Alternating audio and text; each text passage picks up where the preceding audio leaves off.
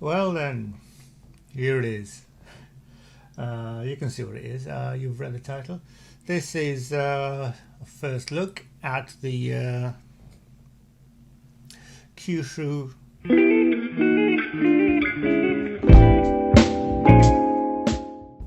This is a first look at the Kyushu J7W1 Shinden fighter plane from World War II. Prototype fighter, I believe. I don't think it actually made it into combat. Came a bit too late. 1945 actually. So yeah, so this is a kit that has been on my watch list on the eBay for quite a while now, and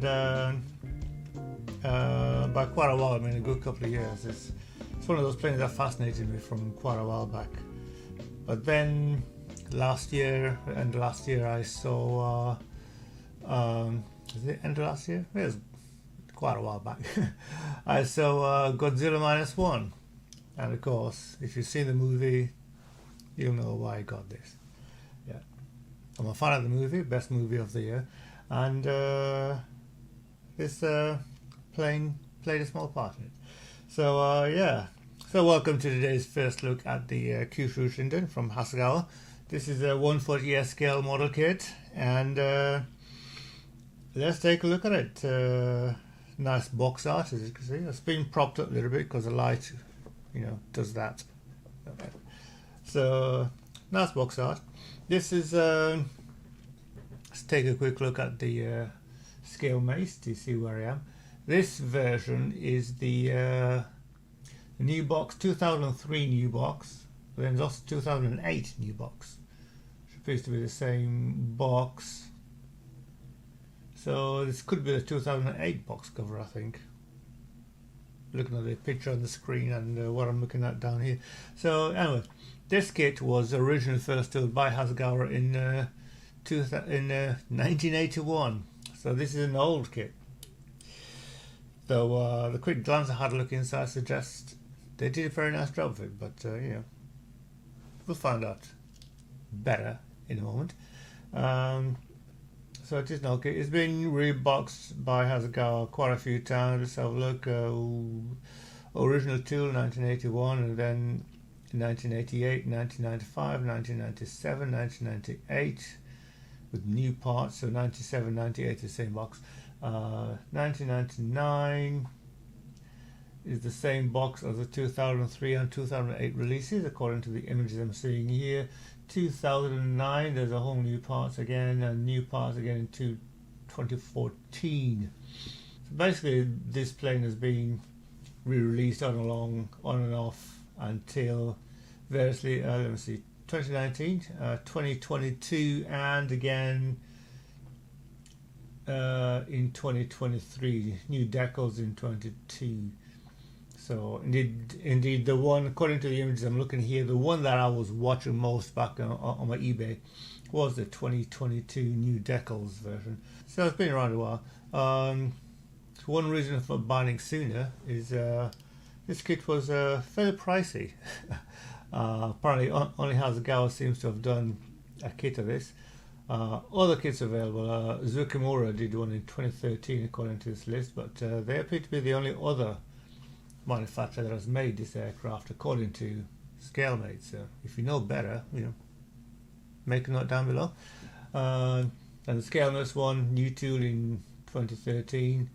I'm guessing that would be even more pricey than this one. Let's have a look. So the Zukimura one is looking at £45 currently at the moment, which is a pretty good price actually. Zukimura kits tend to be quite pricey. They're like at the top end of quality and engineering, and so at that price, yeah, I'll take a look, see if I can get one.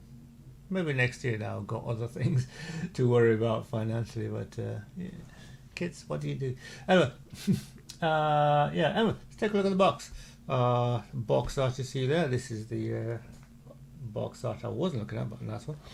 On this side, we have, get rid of the reflection, Kyushu Shinden.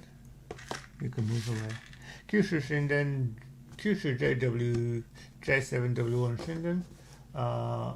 Amarang, it says here. the JT22, some information about the, well, basic information about the kit. Contains parts for one model, paint and glue not included, etc. Stuff like that. On here, on this end, let's get rid of reflections. We have basically the box art, name and JT22. So this is kit number 09122, in case you're interested. So this particular one, 09122. On this side, there is what looks like a painted, built and painted picture of the kit. Get into the circle there. And some more of and basic information about the kit. On this side, same as the other side. On the back, there's a cardboard box. So I bought this off eBay, as I mentioned. And what I mentioned before, that they were pricey. I noticed that in the past month or so, prices seem to have dropped. It's the main reason I bought it. This one was an auction. Starting price in $19.99, so I put a bid in, and I was the only bidder. So it cost me $19.99 plus about £4 postage. So yeah, good value indeed. So if you're looking for one of these, I believe now may be the time to buy one. Assuming you see this in the next week or so, before Christmas is when I'm hoping to post this video. If it's before Christmas, have a good time. Anyway, so there you go. Let's take a look what's in the box, shall we? So, paperwork there, and decal sheet, small decal sheet. I usually print out a receipt for these things, but I haven't got one in here. So we'll start how I usually like to start with the paperwork, the instruction manual. So, instruction manual. So on the front of this manual, you've got a black and white photograph of the built and painted kit. Title: Kyushu J7W1 Shinden Hasagawa Hobby Kits JT22. So it appears to be two kit numbers for this one. JT22 is one of them, the other one being, where is it? The other one being not here, over here. 09122. Curious that, but there you go.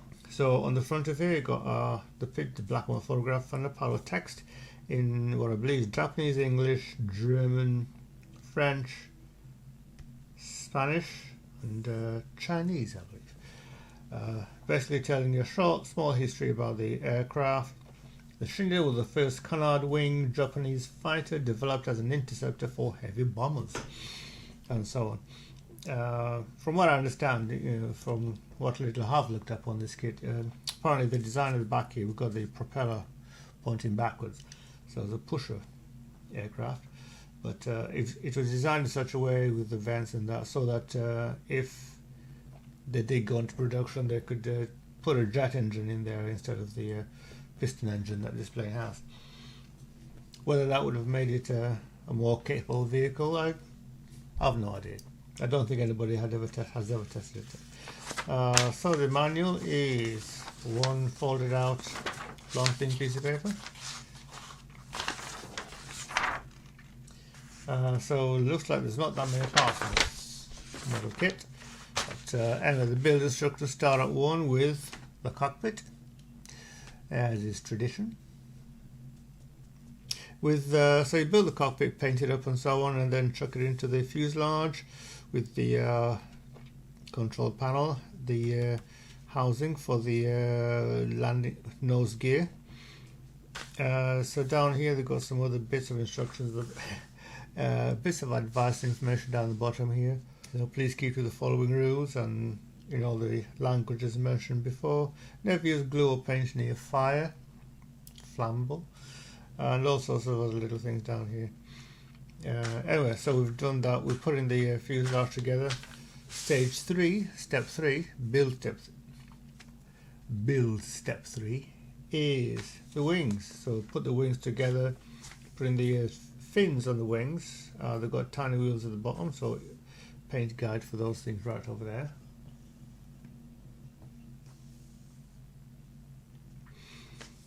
Then you putting in the covers for the intakes, the side of the vehicle, just behind the beside the cockpit. Stage 5 is putting together the nose wheel, nose gear, and into the bay. Stage 6 is the main landing gear, so dropping that in. It's all showing it as in landing configuration on the ground. So whether you can build it with a gear up is quite possible, I think.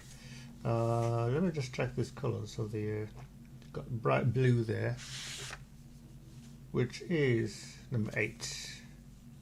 Silver. There you go. Continue on the build process. Base stage 7. You put in the propeller on, the engine and so on the back of the aircraft. So 1, 2, 3, 4 parts, 5, 6. So a piece that is designed to be put together with the ability to allow the propeller to spin, which is nice.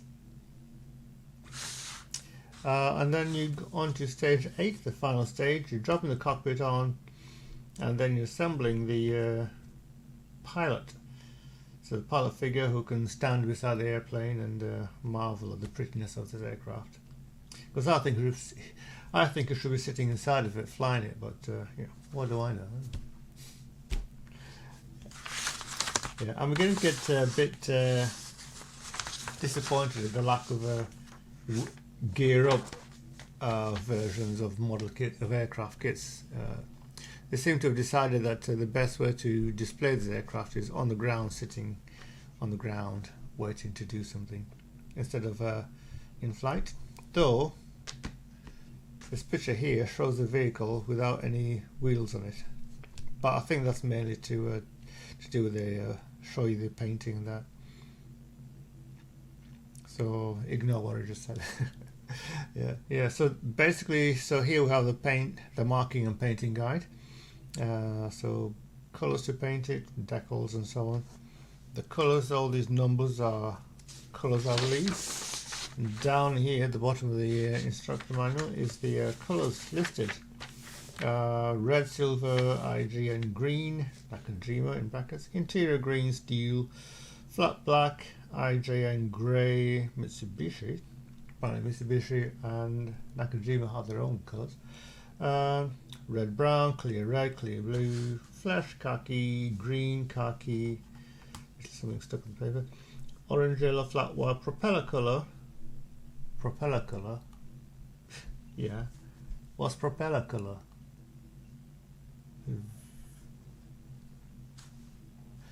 And then you got tyre black. So colours which yeah, I'll probably make a note of these and pick some up next time at the model shop. What else is there on here? So I've got on the back page here, let's get closer in on this. You got the deck. You got the sprue maps. So sprues A, B, C, D, E, and F. So 1, 2, 3, 4, 5, 6. 6 fairly small, medium-sized sprues. And everything here appears to be in Japanese, so I can't read it except these bits here. How to put the decals, basically telling you to cut the decals into bits, into separate decals, so you can put them in water, apply them as shown. Featured in the video. The QR code there. Does that actually lead straight to a video? If it does, maybe I'll put a clip here. If it doesn't, you're just looking at green. No, you're not. You're just looking at the table. You're just looking at nothing. Anyway, that's the paperwork. It looks fairly clean and tidy. Fairly straightforward. This isn't a parts-heavy model, which is not a bad thing. I don't mind that at all. You know, as long as the parts fit together well and they're well made, I'm cool with that. And hopefully you are too. Anyway, let's take a look at the plastic. But before we get there, decal sheet. Neat and tidy, nothing special, just a few decals, the red circles, rising sun I guess, and some other red bead pieces. And that's it. Nothing exciting at all here. So these circles, I'm probably just going to cut out a mask and paint them, because I like doing that sort of thing. But of course you could save yourself a bit of time and effort and just put your decals on. Few people are going to notice the difference, if so, and if you do hang out with the kind of people who do spot the difference, you probably will be painting them anyways. Yeah. Plastic, finally. As you can see, there's not a lot of stuff in here, but let's get into the box and see what it gives. Scissors. Unfortunately, there's only one bag. Well, I suppose two if you count the little bag I can see inside there with the... oh, this plastic doesn't like to be cut.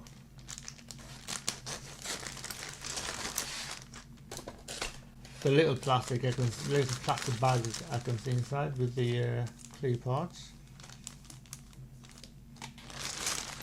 So we shall start with that. So the clear parts. Let's get a different pair of scissors and cut you open.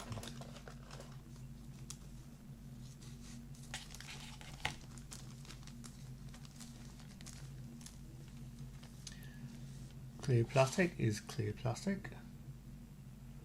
So for a mould made back in the old days, we're talking 81, so that's 40 years plus. Yep. This is not half bad. It's very clear, very clean. How can you see through it?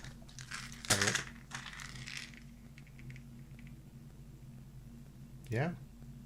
Despite the fact that these parts are curved, there's very little noticeable distortion on the image below. So basically that means that you're going to have to do a nice job making the interior look nice, because you'll be able to see it. So there you go. Probably the only downside of having really nice clear parts. The bits inside the plane can be seen. Anyway, so that's the clear parts, and that is sprue 148. It doesn't say what sprue it is. It does in the instruction anyway. Sprue F. Okay then. More bits of plastic in the bag. Let's see. Take them out at random.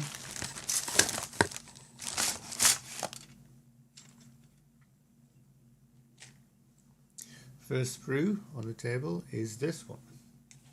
Sprue A, as it happens. It's that way up, if the words or anything go by. So very glossy, very shiny parts, two-sided fin there, and it is very glossy. It's the shiniest kit I've ever seen. Don't think I've seen plastic this shiny since the clear parts earlier, but in another kit for a very long time. So. And I think those were chrome parts. So yeah, this is very clean, very shiny. Unfortunately, it's probably because of its age, the panel lines are raised.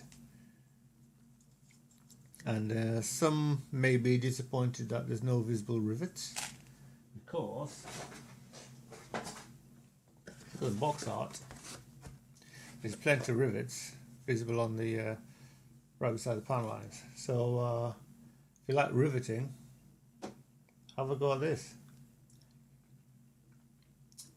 Yeah, so I may decide to buy a riveting tool and give this a going over, but I may just leave it, I don't know. We shall see when I get around to building it. Assuming, so, well, it depends. If I've bought a riveting tool by then yes, I'll use it. If I haven't, I'll go without. But yeah. So the parts are very neat and tidy, very clear. This propeller, these blades, are very slim, very sharp, very blade-like, as you can see. So yeah, so finely molded plastic, and it looks very good. And that is sprue A. Sprue B. So there. Sprue B is another sprue. I forgot to mention what sprue A was. The other half was the fuselage, the propeller, main landing gear, and nose gear interior. On this one, the nose gear is on it. On other pieces, the propeller, the very, very basic engine, as you can see there. Absolutely almost zero detail inside there, just a little bit of that. But then you're going to have the propeller and this piece in front of it, possibly that piece as well, so there's very little to see there anyway. So the other vertical fin is over here. It's got a very tiny little wheel on the end of it there. And you also got the nose with the forward canard fins. It's called this plane was described as the plane with a tailwing aircraft. This is the chaps in the Godzilla movie described it as that. Curiously enough, I'm looking at this nose, and you got 4 gun ports staggered. 2 of them appear to have a barrel in them, but these 2 are hollow. Just have holes in them, so I wonder what's going on there.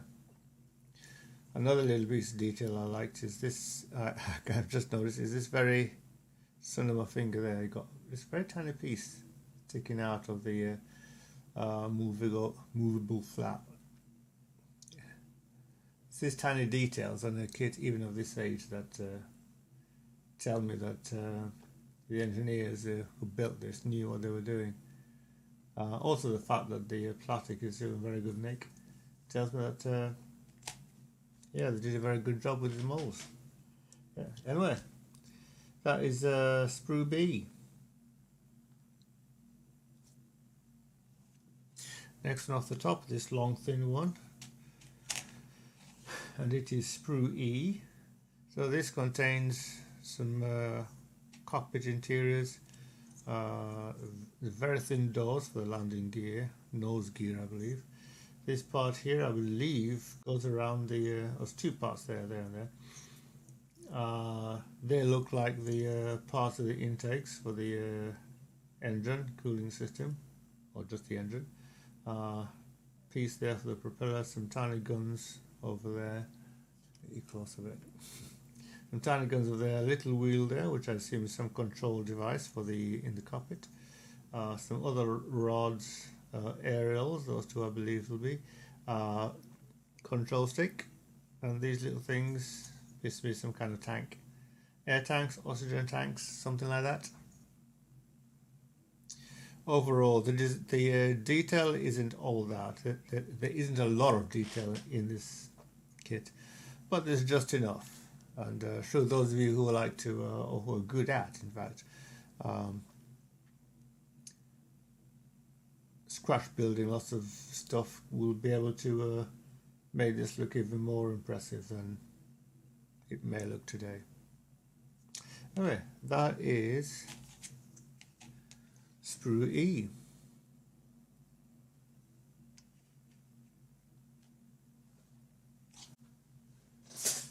Next sprue off the top is this one here, which is Sprue D. This has got the top of the wings, the standing figure pilot with his arm over here, covers for the main gear, the seat, pilot seat, and there you have it. I'm guessing these parts were attached up here, like so. But there you go. As mentioned previously, the smoothness and shininess of this moulding is very apparent, very clear. Looks like you know, somebody spent quite a bit of time just polishing these moulds before they or when they were made. So yeah, very fine panel lines, albeit raised, which is yeah, raised panel lines are not all that because they don't take a wash very well. Not something I concern myself too much with, but yeah, they will take a wash because there is somewhere for the wash to go, but it's not as apparent as the cut-in panel lines. What's the word I'm looking for? If I remember it, I'll mention it. I'll put it here. So far, yeah, so far everything's very nice. As I mentioned before, not a lot of detail, but what detail there is just enough. That is Sprue D.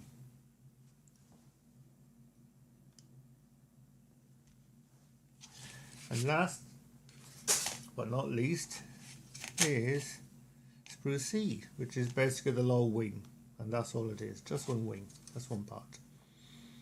Lots of little holes on the side here. Hasagawa embossed onto there. Copyright over there, blah blah blah. Hasagawa Saikushita. Saikush. Let me get it right. Hasagawa Saikushou. Hasagawa Saikushou Company. All rights reserved. I was hoping there'd be a year there, but there isn't. Hasagawa embossed over there. Can you actually see it? There you go. That's our Hasagawa there. On the other bit I was saying over there, Saikushou. So the other side is the side you're going to see. Again, very shiny, very smooth, very glossy, very sharp edges.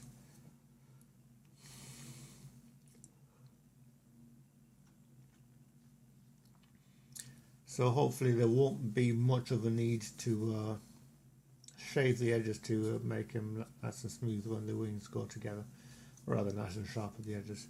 So that's another detail I quite like with this kit so far. So there you go, the wing, which is a Sprue C. So thoughts on this kit? It is, for a kit of its age, I saw something. For a kit of its age, it is looking in very nice kit, very nice make, very good condition, very nicely made. As there's not a lot of parts, but then back in those days, 40 years ago, super detail, high detail, high parts kits weren't all that.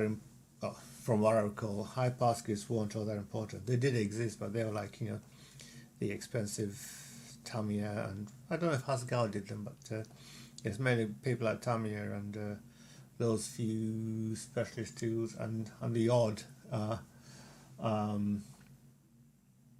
Actually, I can't think of any other manufacturer that made super high detail, because Tamiya seemed to be the only one that were always up there with the super high detail, super high engineering. Hasagawa was for me always the your poor man's Tamiya. You got the same sharp quality molding as you did with the Tamiya, but with few parts, less work to do when you put the kit together. So that's my thoughts.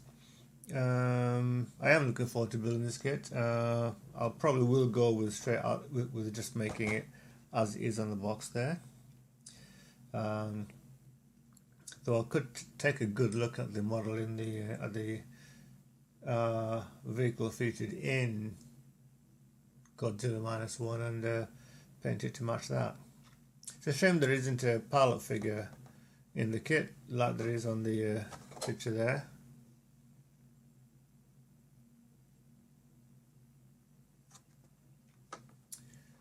But then, kits in flight don't appear to be much of a thing. From what I've seen, I think you can build it in flight, but without the palette figure, yeah, not such a good idea. Actually, if you know where I can get decent palette figures of various scales, 148, 172, primarily, link below. I'm going to hit up a few acquaintances on the onlines and see if any of them are able to do this sort of thing, provide these sort of little things, maybe 3D printed ones, I don't know. Another reason to consider getting a 3D printer for me here, but that's a whole other thing. Anyway, if you got this far, thank you very much for watching. If you enjoyed this video, tell your friends. If you didn't like it, tell them why, and help them make a better video for next time. And yeah, carry on modeling and have a good time with it. Yeah, take care everybody.